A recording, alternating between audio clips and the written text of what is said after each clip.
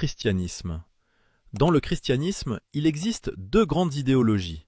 L'une est le catholicisme, l'autre l'orthodoxie. Le christianisme est issu du judaïsme, mais il y a ajouté un élément entièrement nouveau. Un lieu situé entre le paradis et l'enfer, appelé le purgatoire. Lorsqu'un catholique décède, son âme est immédiatement jugée. Paradis, enfer ou purgatoire. Le purgatoire n'est pas une punition, c'est une purification. L'idée est la suivante. Si quelqu'un est destiné au paradis, mais que son âme n'est pas encore totalement pure, elle passe d'abord par là. Imaginez-le comme un hôpital spirituel où l'âme est soignée et préparée avant d'entrer au paradis. Combien de temps cela dure-t-il ? Personne ne le sait exactement. Cela peut être bref ou beaucoup plus long. Mais voici une différence capitale.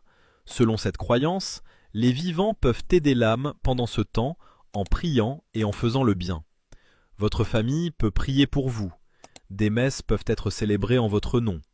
Ces prières peuvent réduire le temps que vous passez au purgatoire. C'est pour cette raison que les catholiques prient pour leurs morts. Selon cette croyance, toute âme entrant au purgatoire finit par atteindre le paradis. Le purgatoire est temporaire, pas éternel. Dans l'enseignement catholique, l'enfer est la séparation éternelle d'avec Dieu. C'est un état de punition et de souffrance pour ceux qui meurent dans le péché grave sans repentir. Le paradis, quant à lui, est défini comme voir Dieu directement et vivre dans une joie totale et éternelle. Mais l'histoire ne s'arrête pas là. À la fin des temps, Jésus-Christ reviendra.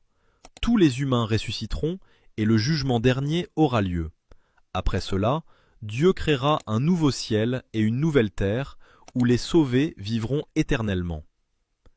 Cependant, la compréhension des chrétiens orthodoxes sur ce sujet est quelque peu différente. Dans le christianisme orthodoxe, on croit qu'après la mort, l'âme entreprend un voyage d'environ 40 jours. Durant cette période, on dit que l'âme revisite les lieux de sa vie et fait face à ses actes passés. Dans certaines traditions, cela est décrit comme des péages célestes, des portes où l'âme est interrogée sur divers péchés comme le mensonge, le vol ou l'orgueil.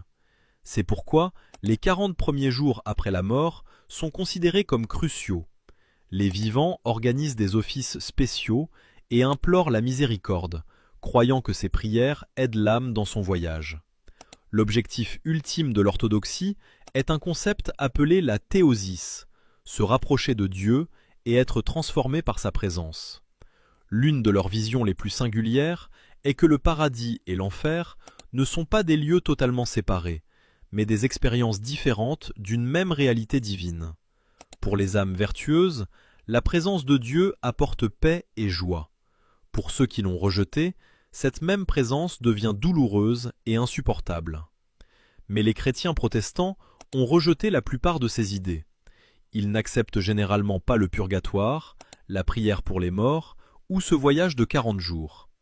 À la place, ils enseignent qu'après la mort, la personne va directement au paradis ou en enfer, en fonction essentiellement de sa foi en Jésus-Christ. L'hindouisme. Cette fois, nous allons découvrir quelque chose de radicalement différent. Dans l'hindouisme, vous n'allez pas au paradis ou en enfer pour y rester éternellement. Vous revenez dans ce monde encore et encore. Lorsqu'un hindou décède, son corps est brûlé sur un bûcher funéraire. Le feu purifie. C'est généralement le fils aîné qui allume le bûcher. En quelques heures, le corps se transforme en cendres. Ces cendres sont recueillies et dispersées dans une rivière sacrée, le Gange étant la plus sainte de toutes. Mais que devient l'âme ? C'est là que l'hindouisme surprend la plupart des gens. Votre âme, appelée Atma, est éternelle. Elle ne meurt jamais. Lorsque votre corps périt, l'âme passe simplement dans un nouveau corps. Comme changer de vêtements. Vous l'avez déjà fait des milliers de fois. Vous ne vous en souvenez tout simplement pas. Les messagers de Yama, le dieu de la mort, viennent chercher votre âme et la conduisent dans son royaume. Là, toute votre vie est passée en revue. Chaque action, chaque pensée, le bon karma et le mauvais karma sont calculés. Selon ce bilan, vous pouvez être envoyé au Swarg, le royaume céleste pour savourer vos récompenses, ou au Naruk, le royaume infernal pour en subir les conséquences. Mais voici le point crucial. Tout cela est temporaire. Lorsque votre karma est épuisé, vous renaissez. Vous pouvez revenir en tant qu'être humain, ou en tant qu'animal, voire un insecte ou une plante. Les conditions de votre naissance, riche ou pauvre, en bonne santé ou malade, dans une famille aimante ou abusive, tout cela dépend du karma accumulé dans vos vies passées. Ce cycle s'appelle le samsara.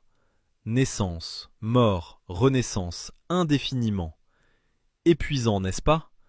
C'est parce que dans l'hindouisme, le but ultime est le moksha, la libération. S'échapper complètement du cycle. Plus de naissance, plus de mort, plus de souffrance. Comment y parvenir?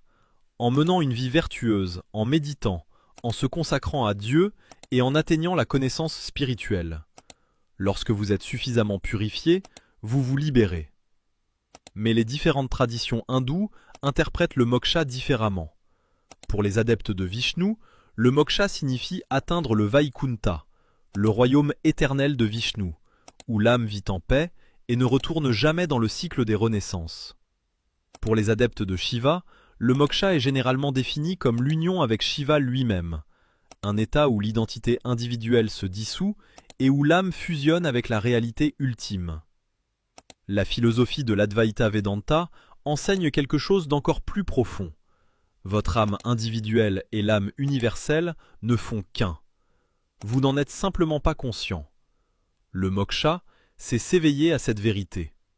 Vous n'avez jamais été séparé de Dieu. Vous avez toujours été Dieu. Vous aviez simplement oublié. Certains textes décrivent 14 mondes ou royaumes différents dans lesquels les âmes peuvent renaître. Les hauts royaumes célestes, où résident les dieux et les plaisirs, la terre au milieu, les royaumes infernaux en bas, remplis de souffrances. Mais tous ne sont que des étapes temporaires dans un voyage sans fin.